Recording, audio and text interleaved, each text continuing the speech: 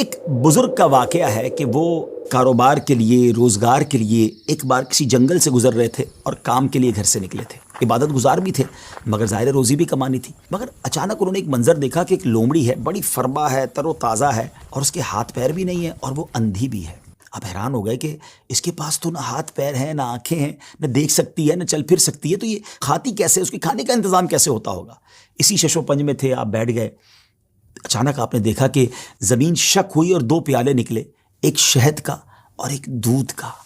مگر آپ پھر سوچنے لگے کہ یہ پیالے تک پہنچے گی کیسے؟ اب کیا ہوا کہ تھوڑی دیر بعد انہوں نے دیکھا کہ قریب پہاڑ سے ایک سفید چہرے والے نورانی بزرگ وہ اوپر سے تشریف لائے اور اپنے ہاتھوں سے لومڑی کو یہ دونوں پیالے پلائے۔ پھر پیالے زمین کے اندر چلے گئے اور وہ بزرگ واپس جانے لگے۔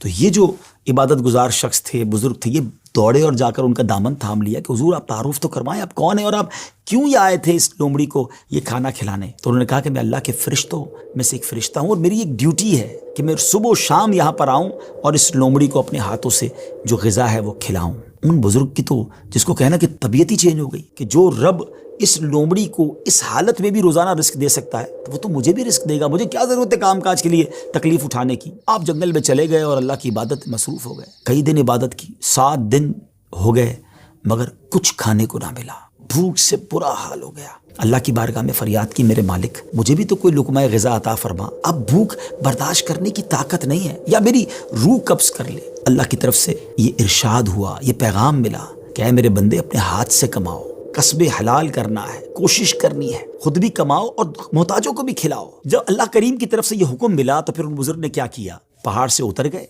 اور پھر اب طلب معاش میں اپنے کام میں لگ گئے، کمانے لگے، آدھا خود کھاتے، آدھا محتاجوں میں تقسیم کرتے۔ اس واقعے سے سیکھنے کو یہ ملا کہ یہ دنیا عالم اسباب ہے، توکل یہ نہیں ہے کہ بندہ گھر میں بیٹھ جائے کہ بس اللہ روزی دے گا۔ یقیناً رب روزی دینے والا ہے مگر اسی نے اس دنیا میں اسباب بنائے ہیں اور ہمیں اپنے ہاتھ سے کام کرنے کا بھی حکم دیا گیا ہے، تو کوشش کرنی ہے۔ ہاں، کوشش کر کے جو اسباب اختیار کیے اسی کو سب کچھ نہ سمجھیں کہ چونکہ میری دکان ہے اس لیے مجھے رزق ملتا ہے، نہیں، رزق جو ہے وہ رب عز و جل ہی عطا فرمانے والا ہے، رازق وہی ہے، بھروسہ اس پر ہو، اسباب پر نہیں۔ لیکن توکل کو اس طرح نہ سمجھے کوئی کہ جناب اب کچھ کرنے کی ضرورت نہیں ہے۔ ایک بار ایک صحابی رسول نبی پاک علیہ الصلوۃ والسلام کی بارگاہ میں آئے اور عرض کی کہ حضور میرے ساتھ اونٹ بھی ہے، کیا میں اس کو باندھ کر اللہ پر بھروسہ کروں یا ایسے ہی چھوڑ کر رب پر توکل کروں؟ تو نبی پاک علیہ الصلوۃ والسلام نے بڑا کمال کا ارشاد فرمایا کہ پہلے اس کو باندھو اور پھر رب پر بھروسہ کرو۔ تو ناظرین، ایکچول تعریف توکل کی یہ ہے کہ ہمیں اسباب اختیار کرنے ہیں مگر خالق کے اسباب پر بھروسہ کرنا ہے۔ تو امید ہے کہ